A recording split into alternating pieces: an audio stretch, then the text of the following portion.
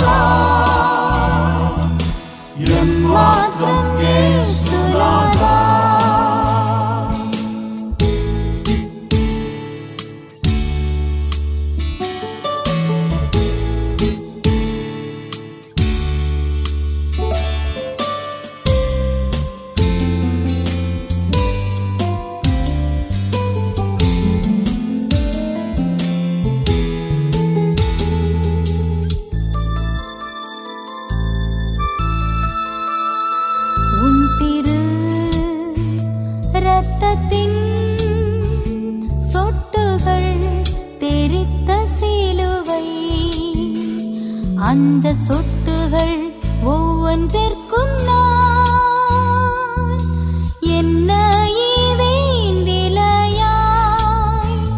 உன் திரு இரத்தத்தின் சொட்டுகள் தெரித்த சிலுவை, அந்த சொட்டுகள் ஒவ்வொன்றிற்கும் நான் என்ன ஈவேன் விலையாய்.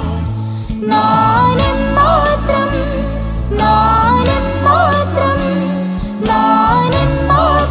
இயேசுநாதா, இவ்வளவாய் அன்பு கூறலாய்.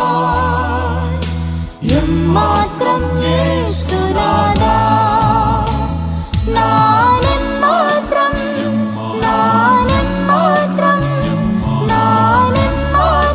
இயேசுநாதா, இவ்வளவாய் அன்பு கூறலாய். எம்மாத்திரம் இயேசுநாதா. பிரியமானவர்களே, வேதம் அறிவோம் பகுதியில் இந்த நாளிலே காடி அல்லது வினிகரை குறித்து நாம் பார்க்க இருக்கிறோம். காடி என்பது அசிடிக் அமில பாக்டீரியாவால் ஈத்தனால் நொதித்தல் மூலம் உற்பத்தி செய்யப்படும் ஒரு புளிப்புள்ள திரவமாகும். இது பொதுவாக ஒயின் சிடார் அல்லது பிற ஆல்கஹால் திரவங்களோடு பெறப்படுகிறது. வேதாகம காலங்களில் காடி உணவில் ஒரு முக்கிய அங்கமாக இருந்தது. மேலும் இது சுவையூட்டியாகவும் பதப்படுத்துவதற்கும் மருத்துவ நோக்கங்களுக்காகவும் பயன்படுத்தப்பட்டது. பண்டைய காலங்களில் காடி ஒரு பொதுவான மற்றும் மலிவான பானமாக இருந்தது. பெரும்பாலும் தொழிலாளர்கள் மற்றும் போர் வீரர்கள் இதை உட்கொண்டனர். ரோமானிய கலாச்சாரத்தில் இது போஸ்கா என்று அழைக்கப்பட்டது. காடி மற்றும் தண்ணீரின் கலவை புத்துணர்ச்சியூட்டுவதாகவும் தண்ணீரில் உள்ள தீங்கு விளைவிக்கும் பாக்டீரியாக்களை கொல்லும் கூடுதல் நன்மையை கொண்டிருந்தது. இது உணவை பாதுகாக்கவும் துப்புரவு பொருளாகவும் அதன் சுகாதார நன்மைகளுக்காகவும் பயன்படுத்தப்பட்டது. காடியின் பல்துறை திறன் வேதாகம கால மக்களின் அன்றாட வாழ்வில் அதை ஒரு அத்தியாவசிய பொருளாக மாற்றியது. காடி என்று மொழிபெயர்க்கப்பட்ட எபிரேய வார்த்தை பொதுவாக மது அல்லது புளிப்பாக மாற்றப்பட்ட வலுவான ஒரு பானத்திற்கு பயன்படுத்தப்பட்டது. ஆனால் சில நேரங்களில் பார்லி மற்றும் திராட்சரச கலவையால் செயற்கையாக தயாரிக்கப்பட்டு புளிக்க வைக்கப்பட்ட பானமாகவும் கருதப்படுகிறது. காடி பைபிளில் 8 முறை வருகிறது. ரூத் 2ஆம் அதிகாரம் 14ஆம் வசனத்தில் போவாஸ் ரூத்தை தன் வேலையாட்களுடன் சாப்பிட அழைக்கிறான். நீ இங்கே வந்து இந்த அப்பத்தில் புசித்து காடியிலே உன் துணிக்கையை தோய்த்துக்கொள் என்றான். இந்த பகுதி காடியை ஒரு உணவிற்கு சுவையூட்டியாக பயன்படுத்துவதை விளக்குகிறது.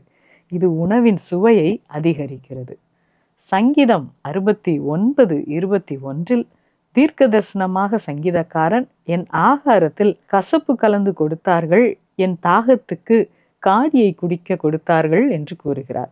இந்த வசனம் பெரும்பாலும் மேசியாவை குறித்த தீர்க்க தரிசனமாக காணப்படுகிறது. இயேசு கிறிஸ்து சிலுவையில் அறையப்பட்ட போது இது நிறைவேறியது. நீதிமொழிகள் 10:26 பற்களுக்கு காடியும் கண்களுக்கு புகையும் எப்படி இருக்கிறதோ அப்படியே சோம்பேறியும் தன்னை அனுப்புகிறவர்களுக்கு இருக்கிறான் என்று இந்த பழமொழியை சோம்பேறி ஒருவரால் ஏற்படும் எரிச்சலையும் அசௌகரியத்தையும் விவரிக்க காடியை உருவகமாக பயன்படுத்துகிறது. காடியில் பாக்டீரியா எதிர்ப்பு பண்புகள் இருந்தாலும் அதன் அதிக அமிலத்தன்மை உங்கள் பற்களுக்கு தீங்கு விளைவிக்கும். அதே போலதான் சோம்பேறியும் தன்னை அனுப்பினவர்களுக்கு இருக்கிறான் என்று வேதம் குறிப்பிடுகிறது. மத்தேயு 27:48, மார்க்கு 15:36, லூக்கா 23:36, யோவான் 19:29-30 இந்த புதிய ஏற்பாட்டு பகுதிகள் இயேசு சிலுவையில் அறையப்பட்டதை விவரிக்கின்றன. அங்கு அவருக்கு குடிக்க காடி வழங்கப்பட்டதை இந்த பகுதியில் நாம் பார்க்கிறோம். யோவான் 19:29 காடி நிறைந்த பாத்திரம் அங்கே வைக்கப்பட்டிருந்தது. அவர்கள் கடற்காளானை காடியிலே தோய்த்து ஈசோப்பு தண்டில் மாட்டி அவர் வாயினிடத்தில் நீட்டி கொடுத்தார்கள் என்று எழுதப்பட்டுள்ளது. இந்த செயல் சங்கீதம் 69:21 உள்ள தீர்க்க தரிசனத்தின் நிறைவேறுதலா இருக்கிறது. மேலும் கிறிஸ்து எவ்வளவு பாடுகள் வழியாக கடந்து வந்தார் என்பதை இது விவரிக்கிறது. இந்த பகுதியில் சொல்லப்பட்ட காடி போர்ச்சேவகர் தாகத்தை தீர்க்க தண்ணீரோடு கலந்த காடியை குடிப்பர். அதனையே இயேசுவுக்கு கொடுத்ததாக கூறப்பட்டுள்ளது. சிலுவையில் இயேசுவுக்கு காடி வழங்கியது ஒரு கேலிக்குரிய செயலாக இருக்கலாம். ஏனெனில் இயேசு தன்னை ராஜா என்று சொன்னதினாலே கீழ் வகுப்பினர் அருந்தக்கூடிய ஒரு பானத்தை கேலியாக ராஜாதி ராஜாவாகிய இயேசுவுக்கு கொடுத்தார்கள் என்று நாம் பார்க்கிறோம். நமக்காக அவர் எவ்வளவு நிந்தை, எவ்வளவு அவமானங்களை சுமந்தார் பார்த்தீங்களா? மேலும் இந்த காடி மருந்தாக பயன்படுத்தப்பட்டதை இறையியலாளர்கள் ஊகிக்கின்றனர். சிலுவையில் இயேசுவுக்கு கொடுக்கப்பட்ட காடி வெள்ளை போலத்தால் தயாரிக்கப்பட்டது என்று அவர்கள் வாதாடுகிறார்கள். மார்க்கு 15:23 வெள்ளை போலம் கலந்த திராட்சரசத்தை அவருக்கு குடிக்க கொடுத்தார்கள், அவர் அதை ஏற்றுக்கொள்ளவில்லை என்று எழுதியிருக்கிறது. வெள்ளை போலத்துடன் கலந்த காடி வலியை குறைக்கும் ஒரு மயக்க மருந்து பானமாக இருந்ததாக நம்பப்படுகிறது. ஆகவேதான் சிலுவையில் தொங்கும் குற்றவாளிகளுக்கு வலியை குறைக்க இது கொடுக்கப்பட்டது. ஆனால் இயேசு இந்த பானத்தை ஏற்கவில்லை. தான் மனுக்குலத்தின் மீட்பிற்காக அதிக வேதனையுள்ள தண்டனையாகிய சிலுவை மரணத்தை அவர் மனமுகந்து ஏற்றுக்கொண்டார். இது இயேசுவின் கீழ்ப்படிதலையும் தன்னை அனுப்பின பிதாவின் சித்தம் செய்வதில் அவர் கொண்டிருந்த ஆழ்ந்த அர்ப்பணிப்பையும் நமக்கு காட்டுகிறது. நாமும் துன்பங்கள் வந்தாலும் பாடுகள் மத்தியிலும் பரமபிதாவின் சித்தம் செய்ய நம்மை அர்ப்பணிப்போமா? பிரியமானவர்களே, இந்த லென்த் நாட்களில் நம்ம அநேகர் நிறைய டெசிஷன்ஸ் எடுப்போம். சிலவங்க நாங்கள் நான்வெஜ் சாப்பிட மாட்டோம், வெஜிடேரியன் தான் சாப்பிடுவோம் லென்ட்லன்னு நிறைய பேர் டெசிஷன் எடுப்போம் இல்லையா? சிலர் நான் கேமிங் பண்ண மாட்டேன், இல்லைன்னா டிவி பார்க்க மாட்டேன் அப்படின்னு சில டெசிஷன்ஸ் எடுப்பாங்க. அந்த மாதிரி ஒவ்வொருத்தரும் ஒவ்வொரு டிஃப்ரெண்ட் டெசிஷன்ஸ் எடுப்பாங்க லென்டன் டேஸில்.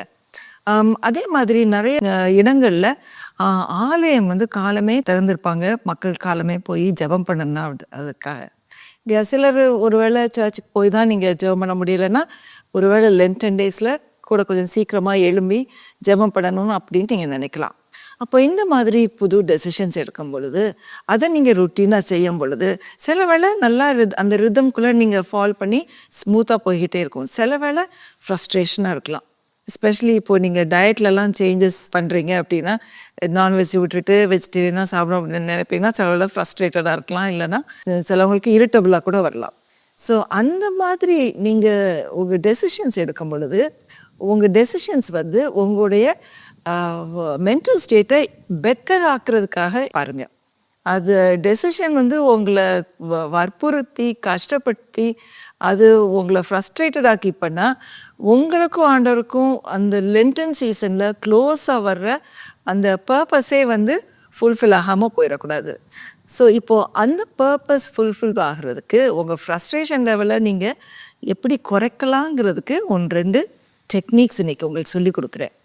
இப்போது நீங்கள் காலமே எழும்பி ஜெபம் பண்ணுறீங்க, அப்போது உங்கள் மனசில் நிறைய சிந்தனைகள் ஓடுது, அதை நீங்கள் குவைட் பண்ண முடியலை அப்படின்னா நீங்கள் சில டெக்னிக்ஸ் ட்ரை பண்ணலாம். முதல்ல நீங்கள் மைண்ட்ஃபுல்னஸ்னு ஒரு டெக்னிக், அதை நீங்கள் ட்ரை பண்ணலாம். மைண்ட்ஃபுல்னஸ்னால் என்னென்னா, நம்ம சும்மா இருக்கிற இந்த நிமிஷத்தில் இந்த மூமெண்ட்டில் ஃபுல்லாக நம்ம ப்ரெசண்ட்டாக இருக்கிறது. ஸோ மைண்ட்ஃபுல்னஸ்க்கு சிம்பிள் திங்ஸ், நீங்கள் உங்களை சுற்றி இருக்கிறதுல 3 வகையான திங்ஸோ இல்லைன்னா 5 வகையான திங்ஸோ நீங்கள் பார்த்து அது ஒவ்வொன்றும் என்னன்னு பாருங்கள். இப்போ நான் இங்கே உட்காந்துருக்குறேன்னா என்னையை சுற்றி இந்த புல் இருக்குது, மரம் இருக்குது, ஒரு பறவை இருக்குது, ஒரு பானை இருக்குது அப்படின்னு நான் பார்க்குறேன். ஸோ ஒவ்வொன்றையாக கான்சென்ட்ரேட் பண்ணி பாருங்கள். அதுக்கப்புறம் ஒரு 3 திங்ஸ் உங்களுக்கு ஹியரிங்கில் எதெல்லாம் ஹியர் பண்ண முடியுதுன்னு பாருங்கள். 3 திங்ஸோ 5 திங்ஸோ. அப்போது உங்கள் சென்சேஷன் எல்லாம் கிரவுண்டட் ஆகுது, இந்த மோமெண்ட்டுக்கு வருது. அதுக்கப்புறம் 3 திங்ஸ் உங்களுக்கு ஃபீல் பண்ண முடியுமான்னு பாருங்கள். இந்த 3 இது முடித்த உடனே ஒரு 3 டைம்ஸ் ஸ்லோவாக ப்ரீத் பண்ணுங்கள். மூக்கு உள்ளோடி ப்ரீத் இன், அதுக்கப்புறம் கொஞ்சம் பிரெத்தை ஹோல்ட் பண்ணிவிட்டு ப்ரீத் அவுட் ஸ்லோலி வாய் வழியாக. இது ஒரு 3 நேரம் பண்ணுங்கள். அதுக்கப்புறம் திரும்ப இந்த கிரவுண்டிங், அதாவது 3 things you see, 3 things you here, 3 things you feel. அதுக்கப்புறம் திரும்பமாக மெதுவாக ஒரு 3 நேரம் மூச்சை மூக்கிலோடி உள்ளே எடுத்து வாயிலோடி மெதுவாக வெளியே விடுங்க.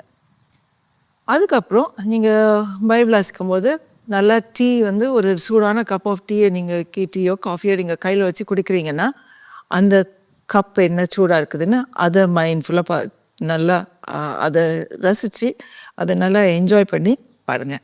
அந்த காஃபியோட கலர் எப்படி இருக்குன்னு பாருங்கள், அந்த கப்பு உங்கள் கையில் எப்படி ஃபீல் ஆகுதுன்னு பாருங்கள். நீங்கள் குடிக்கும்போது அந்த டெம்பரேச்சர் டிஃப்ரென்ஸ் எப்படி இருக்குன்னு பாருங்கள், அந்த டேஸ்ட் எப்படி இருக்குன்னு பாருங்கள். அப்போ இது எல்லாமே பார்ட் ஆஃப் மைண்ட்ஃபுல்னஸ். அப்போ இதெல்லாம் நீங்கள் பண்ணுறதுக்குள்ளே கொஞ்சம் ஓரளவுக்கு உங்கள் பிரெயின் காமர் ஆயிரும், அந்த மோமெண்ட்டில் இருக்கும். அதுக்கப்புறம் நீங்கள் பைபிள் வாசித்து ஜெபம் பண்ணும்போது இந்த மற்ற விதமான தாட்ஸ் எல்லாம் உங்களுக்கு மைண்டில் ஸ்ட்ரெஸ் பண்ணிட்டு இருக்கிறது கொஞ்சம் குறைஞ்சிரும். இன்னும் ஒன்று நீங்கள் என்ன பண்ணலாம் அப்படின்னா, பட்டர்ஃப்ளை ஹக்ஸ் இல்லைன்னா பட்டர்ஃப்ளை டேப்ஸ். இது இஎம்டிஆர்னு ஒரு தெரப்பிலேருந்து வர்றது. அது இஎம்டிஆர் தெரப்பி உங்களுக்கு இன்னொரு நேரம் நான் சொல்லி கொடுக்குறேன். பட்டர்ஃப்ளை ஹக்ஸ் அப்போது உங்கள் கைகளை நீங்கள் அதுக்கு யூஸ் பண்ணும். கைகளை நீங்கள் க்ராஸ் பண்ணிக்கோங்க, இப்படி க்ராஸ் பண்ணிக்கலாம். இல்லைன்னா உங்களுடைய தம்ஸை இப்படி ஜாயின் பண்ணிவிட்டு உங்கள் தம் உங்கள் நெக்கை தொடுற மாதிரி, இங்கே மைக்கு இருக்கிறனால தொட முடியல, கொஞ்சம் இப்படி கீழே வச்சுட்டு இப்படி வச்சுக்கலாம். அப்போது அப்படி வச்சுட்டு ஒன் ஆஃப்டர் தி அதர் நீங்கள் டேப் பண்ணணும். ஜென்டிலாக one after the other tap பண்ணும். நான் இப்போது கரெக்டாக டேப் பண்ணினா உங்களுக்கு சத்தம் கேட்கும், அதனால காற்றுல டேப் பண்ணுறேன். ஆனால் நீங்கள் டேப் பண்ணும்போது அது உங்கள் மேலே கையை வச்சு ஒன் ஆஃப்டர் தி அதர் ஜென்டிலாக டேப் பண்ணிக்கிட்டே இருங்க. இது பட்டர்ஃப்ளை, இதுவும் பட்டர்ஃப்ளை தான். இப்படி ஒன் ஆஃப்டர் தி அதர், ஒன்று மாற்றி ஒன்று டேப் பண்ணி எவ்வளோ நேரம் டேப் பண்ணணும்னா நல்லா நீங்கள் திரும்ப காமாக ஃபீல் பண்ணுற வரை டேப் பண்ணுங்க. டேப் பண்ணிவிட்டு மெதுவாக மூச்சு எடுத்து விடுங்க. டேப்பிங் வந்து ரொம்ப ஸ்லோவாக பண்ணாதீங்க, ஓரளவுக்கு கொஞ்சம் ஆவரேஜ் ஸ்பீடாவது பண்ணுங்கள். இது நீங்கள் காமாக இருக்கிறவ பண்ணிங்கன்னா இதுவும் உங்கள் உடம்பையும் உங்களுடைய மைண்டையும் கொஞ்சம் குறைக்கும், காமாக்கும்.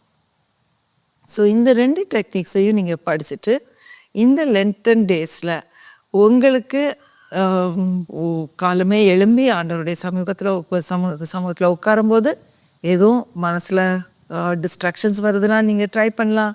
இல்லைன்னா உங்களுக்கு அந்த நாளுக்குள்ளே போகும் பொழுது உங்களுக்கு ஃப்ரஸ்ட்ரேஷன்ஸ் இருக்குது அப்படின்னாலும் நீங்கள் அதை ட்ரை பண்ணலாம். ஜெபம் பண்ணுவோமா? அன்புள்ள ஆண்டவரே, எங்களுக்காக கர்த்தாவே நீர் இந்த உலகத்துக்கு வந்து கர்த்தாவே எங்களை மீட்பதற்காக உம்முடைய உயிரை கொடுத்ததற்காக நன்றி செலுத்துகிறோம் ஐயா. 40 நாள் கர்த்தாவே நீர் அந்த வனாந்திரத்தில் இருந்து கர்த்தாவே நீர் ஜெபத்தில் இருந்தது போல கர்த்தாவே நாங்களும் இந்த 40 நாள் உம்மோடு கூட இன்னும் கொஞ்சம் அனுகூலமாகி கர்த்தாவே உம்மை மாதிரி இன்னும் கொஞ்சம் நாங்களும் மாற நீர் கிருபை செய்மாண்டோரே. எங்களுடைய கோபங்களை குறைத்து எங்களுடைய அமைதியையும் ஆறுதலையும் அன்பையும் நீர் கூட்டி தருமாண்டோரே. உம்முடைய ஆவியானவரை எங்களுக்கு தாரும். எங்களோடு கூட நீர் உறவாடி உண்மையே போல எங்களை நீர் மாற்றுமாண்டோரே. எங்களோடு ஒவ்வொருவருக்கும் கூட நீர் அனுகூலமாக இருந்து இந்த நாள் முதலிருந்து கர்த்தாவே எங்களை கைப்பிடித்து நீர் நடத்து. இயேசுவின் மூலம் ஜெபம் கேளும் ஜீவனுள்ள பிதாவே, ஆமென். கிறிஸ்துவுக்குள் பிரியமானவர்களே, நம்முடைய பிதாவாகிய தேவனாலும் கர்த்தராகிய இயேசு கிறிஸ்துவினாலும் உங்களுக்கு கிருபையும் சமாதானமும் உண்டாவதாக என வாழ்த்துகிறோம். எந்த வயதினராக இருந்தாலும் அவங்கக்கிட்ட உங்களுக்கு பிடித்தமானது என்ன அப்படின்னு நம்ம கேட்போன்னா பல காரியங்களை அவங்க சொல்லுவாங்க. அவங்க சொல்லும் எந்த காரியமானாலும் அதில் ஒன்றுக்கும் மேற்பட்ட நபர்கள் இருப்பதாகத்தான் இருக்கும். தனித்திருந்து செய்யும் செயலை யாரும் பொதுவாக விரும்புவது கிடையாது. ஆனால் எல்லாருடைய வாழ்விலும் ஏதாவது ஒரு சூழ்நிலையில் தனிமையை நாம் உணர்ந்திருப்போம். பெண்களாகிய நாம் அநேக நேரத்தில் வேலை பளுவினால் அல்லது ஏதாவது அழுத்தத்தினால நான் எங்கேயாவது தனியாக போகிறேன் அப்படின்னு சில வார்த்தைகளை சொல்லுவோம். ஆனால் கொஞ்சம் நேரம் கூட நம்மளால் தனியாக இருக்க முடியாது. இன்றைக்கு நாம் சிந்திக்க இருப்பது ஒரு தனிமையான இடம். இதற்கு ஆதாரமாக தெரிந்து கொண்ட வேத பகுதி மார்க்கு 1ஆம் அதிகாரம் 35ஆம் வசனம். அவர் அதிகாலையில் இருட்டோடே எழுந்து புறப்பட்டு வனாந்தரமான ஒரு இடத்திற்கு போய் அங்கே ஜெபம் பண்ணினார்.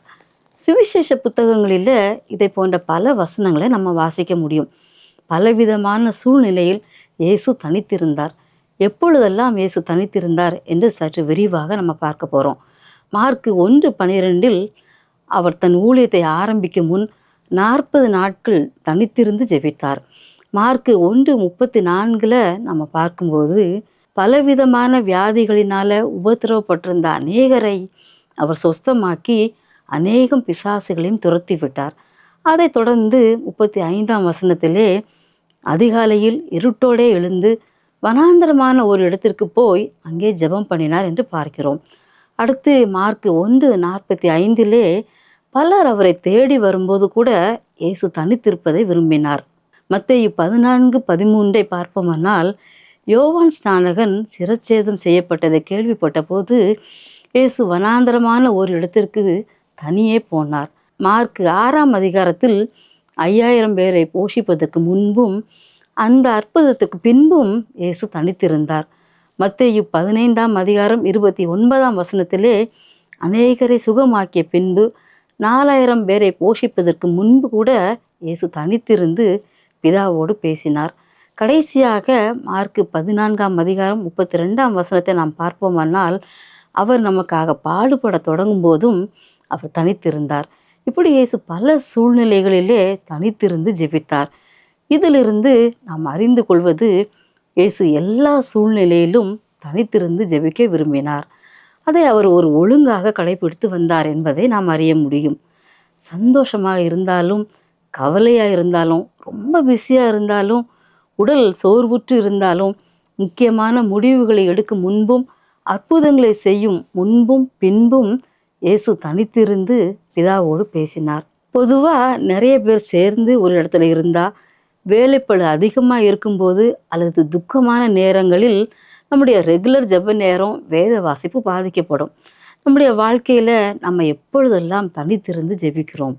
நமது தேவை, பாடுகள், வியாதிகள் வரும்போது மட்டுமா, அல்லது எல்லா நேரத்திலும் தனித்திருந்து ஜெபிக்கிறோமா? அடுத்ததாக, வேதத்தில் தனித்திருந்த சில பெண்கள் என்ன செய்தார்கள், அதனால் அவர்களுக்கு ஏற்பட்டது என்ன என்பதை குறித்து நாம் சிந்திப்போம். முதலாவது 1 சாமுவேல் 1ஆம் அதிகாரம் நாம் பார்க்கும்போது, அன்னாள் ஆலயத்தில் போய் தேவ சமூகத்தில் மனங்கசந்து அழுது கர்த்தரை நோக்கி விண்ணப்பம் பண்ணினாள். கர்த்தருடைய சந்நிதியில் தன் இருதயத்தை ஊற்றி விட்டாள். கர்த்தர் அவளை நினைத்தருளினார். அவள் விண்ணப்பத்திற்கு பதிலை பெற்றுக்கொண்டாள். சாமுவேல் மாத்திரமல்ல, மேலும் 3 குமாரர்களையும் 2 குமாரத்திகளையும் கொடுத்து கர்த்தர் அவளை ஆசீர்வதித்தார் என்பதை நாம் அறிவோம். அடுத்ததாக, மனோவாவின் மனைவி சிம்சோனின் தாயை கர்த்தருடைய தூதனானவர் சந்திக்கிறார். சிம்சோனின் பிறப்பை குறித்து அவளோடு சொல்லும்போது, அவளோடு அங்கு யாரும் இருந்ததாக குறிப்பிடப்படவில்லை. ஒருவேளை அவள் தனிமையில் தேவனோடு பேசி கொண்டு இருந்திருக்கலாம். தன் குறைவை தேவனிடம் சொல்லி இருக்கலாம். கர்த்தருடைய தூதனானவர் அவளுக்கு தரிசனமாகி சிம்சோனின் பிறப்பை குறித்து அறிவிக்கிறார். புதிய ஏற்பாட்டில் நம்ம பார்க்கும்போது, இயேசுவின் தாயாகிய மரியாளை தேவதூதன் சந்திக்கும் போது கூட மரியாள் தனித்தே இருந்திருக்க வேண்டும். மரியாளுக்கு நிச்சயம் தேவனோடு தனித்து பேசும் அனுபவம் இருந்திருக்கும். இன்னும் அநேகரை நாம் சொல்லிக்கொண்டே போகலாம். இவ்வளவு நேரம் நாம் பார்த்த பெண்கள் தனித்திருக்கும் போது தேவனோடு உறவாடினவர்கள் அல்லது ஜெபித்தவர்கள் எப்படி ஆசீர்வதிக்கப்பட்டார்கள் அல்லது ஆசீர்வாதமாய் மாறினார்கள் என்று நாம் பார்த்தோம். அடுத்து, ஆதியாகமம் 3ஆம் அதிகாரத்தில் ஏவாளை குறித்து பார்ப்போமானால், அவள் தனித்திருக்கும் போது பிசாசு தன்னுடன் பேசுவதற்கு இடம் கொடுத்தாள். அது மாத்திரமல்ல, அதற்கு கீழ்ப்படிந்தாள். அதனால் அவள் பெற்றுக்கொண்ட தண்டனை, வந்த சாபத்தை நம்ம இன்னைக்கு வரைக்கும் அனுபவிக்கிறோம். தனிமை நம்மை ஆசீர்வாதமானவர்களாகவும் மாற்றலாம், அழிவிற்கு நேராகவும் வழி நடத்தலாம். அது நம்ம கையில் தான் இருக்குது. ஆதலால் எனக்கு பிரியமானவர்களே, இந்த நிகழ்ச்சியை கேட்டுக்கொண்டிருக்கிற ஒவ்வொருவரும் சற்று யோசித்து பார்ப்போம். தனித்திருக்கும்போது இயேசுவுடன் இருக்க விரும்புகிறோமா? ஆக்கப்பூர்வமானதை செய்ய விரும்புகிறோமா? அல்லது தேவையில்லாத காரியங்களை யோசித்து வேண்டாத காரியங்களை செய்து பிசாசிற்கு இடம் கொடுக்கிறோமா? பல நேரங்களில் நடக்காத காரியங்களை கூட தனிமையில் மனத்திற்குள்ளே யோசித்து கவலைப்பட்டு கொள்கிறோம். தேவையில்லாத பயத்துக்குள்ளே நம்ம தள்ளப்படுறோம். நாம் இயேசுவை போல எல்லா காரியத்திற்கும் தேவனை சார்ந்திருக்கிறோமா? அல்லது தேவனுக்கு தெரியப்படுத்துகிறோமா? அல்லது இக்கட்டான சூழ்நிலையில் மாத்திரம் இயேசுவை தேடுகிறவர்களாக காணப்படுகிறோமா? நம்மை நாமே ஆராய்ந்து பார்ப்போம். நம்முடைய தனிமை நம்மை இயேசுவண்டே சேர்க்கட்டும். ஆக்கப்பூர்வமான காரியங்களை கற்றுக்கொள்கிற நேரமாக மாறட்டும். பிசாசுக்கு இடம் கொடாமல், சோதனையில் விழாமல் கர்த்தர் நம் ஒவ்வொருவரையும் காப்பாராக. தேவன் உங்களோடு இடைப்படுவாரானால் அதற்கு கீழ்ப்படிய ஒப்பு கொடுப்போம். நாம் ஜெபிப்போமா? எங்களை நேசிக்கிற நல்ல பிதாவே, இந்த அருமையான நேரத்திற்காக உமக்கு நன்றி செலுத்துகிறோம். கர்த்தாவே, இந்த நாளிலும் நீர் எங்களோடு பேசின உங்களுடைய வார்த்தைகளுக்காக உமக்கு நன்றி செலுத்துகிறோம். எங்களுடைய தனிமையான நேரங்களிலே நாங்கள் இன்னும் ஆண்டவரை உம்மை கிட்டி சேர, ஆண்டவரே உங்களுடைய அன்பை அதிகமாக தியானிக்க, ஆண்டவரே நீர் எங்களுக்கு கிருபை தர வேண்டும்படியாக நாங்கள் ஜெபிக்கிறோம். எங்களுடைய தனிமை எங்களை பாவத்திற்குள்ளாகவோ, ஆண்டவரே தேவையில்லாத காரியங்களுக்குள்ளாகவோ, கவலைக்குள்ளாகவோ தள்ளி விடாதபடிக்கு நாங்கள் அதிலிருந்து ஜெயம் பெற்றவர்களாக வாழ, உம்மோடு எங்களுடைய நேரங்களை செலவிட, உம்மோடு அதிக நேரம் நாங்கள் பேச எங்களுக்கு நீ கிருபை தர வேண்டும்படியாக நாங்கள் ஜெபிக்கிறோம். உங்களுடைய கரத்திலே எங்கள் ஒவ்வொருவரையும் நாங்கள் ஒப்பு கொடுத்து ஜெபிக்கிறோம். எங்கள் ஒவ்வொருவருக்கும் அப்படிப்பட்ட ஜெயமுள்ள வாழ்க்கையை கர்த்தர் தர வேண்டும்படியாக இயேசு கிறிஸ்துவின் மூலமாக ஜெபிக்கிறோம் நல்ல பிதாவே, ஆமேன். விஸ்வவாணி என்பது இந்தியாவில் அறியப்படாத இடங்களில் நற்செய்தியை அறிவித்து தாழ்ந்து கிடக்கும் சமுதாய மக்கள் சமுதாயத்தில் உயர்ந்த நிலையை அடைவதற்கான அனைத்து கட்டமைப்புகளையும் ஏற்படுத்தி தரும் ஓர் மக்கள் இயக்கம். குடி, விபச்சாரம் என மனிதர்களை அழித்தொழிக்கும் பாவங்களிலிருந்து அவர்கள் நிலையான விடுதலையை பெற்றுக்கொள்வதற்கான வழிமுறைகளை அறிவித்து, கல்வி அறிவு புகட்டி, கைத்தொழில்களை கற்பித்து, சமுதாயத்தின் சக மனிதர்களைப் போல அவர்களும் தலை நிமிர்ந்து வாழ வழி செய்யும் ஓர் அன்பின் ஐக்கியம். ஒரு கிராமத்தை பொறுப்படுத்து மாதந்தோறும் 4000 ரூபாய் அன்பின் ஈகையாக கொடுப்பதின் மூலம் ஓர் சமுதாயம் நம் கண்முன்னே மலர்வதை நீங்கள் பார்க்க முடியும். அவர்கள் ஆராதிக்கவும், தங்கள் சமுதாய மறுமலர்ச்சிக்கான திட்டங்களை தீட்டவும் ஓர் ஆராதனை கூடத்தை ஏற்படுத்தி தருவதற்கு எங்களை நீங்கள் தொடர்பு கொள்ளலாம். சிறுவர்களுக்கான கல்வி செலவை ஒவ்வொரு மாதமும் ரூபாய் 1500 கொடுப்பதின் மூலம் பொறுப்பெடுக்கலாம். இந்திய தேசத்தின் வலிமையான கிராமங்களை உருவாக்க, அடிமைத்தனங்கள் இல்லாத சமுதாயத்தை கட்டமைக்க அன்பின் இதயங்களாக நாம் ஒன்று சேர்ந்து உழைப்போம். ஆண்டவர் உங்களை ஆசீர்வதிக்கட்டும். கூடுதல் தகவல்களுக்கும் அன்பின் தொடர்புகளுக்கும் நீங்கள் தொடர்பு கொள்ள வேண்டிய தொலைபேசி எண்கள் திரையில் காண்பிக்கப்படுகின்றன. உங்கள் அன்பின் ஈகைகளை ஆன்லைன் பரிவர்த்தனை மூலம் செலுத்த வங்கி கணக்கு எண்களும் கீழே தரப்படுகின்றன. பிரத்யேகமாக தரப்பட்டிருக்கும் QR கோடையும் நீங்கள் ஸ்கேன் பண்ணிக் கொள்ளலாம். உங்கள் ஜெபங்களாலும் ஈகைகளாலும் இந்தியாவை ஆசீர்வதிக்கும் உங்களை ஆண்டவர் அளவில்லாமல் ஆசீர்வதிப்பாராக.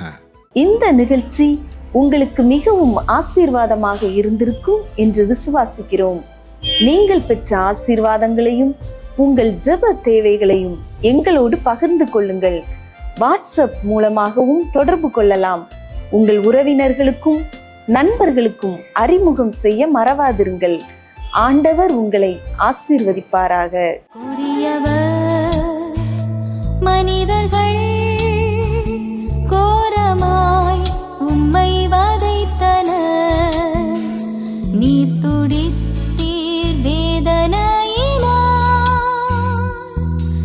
எனக்காயல்லோ இரட்சகா. கொடியவர் மனிதர்கள் கோரமாய் உம்மை வதை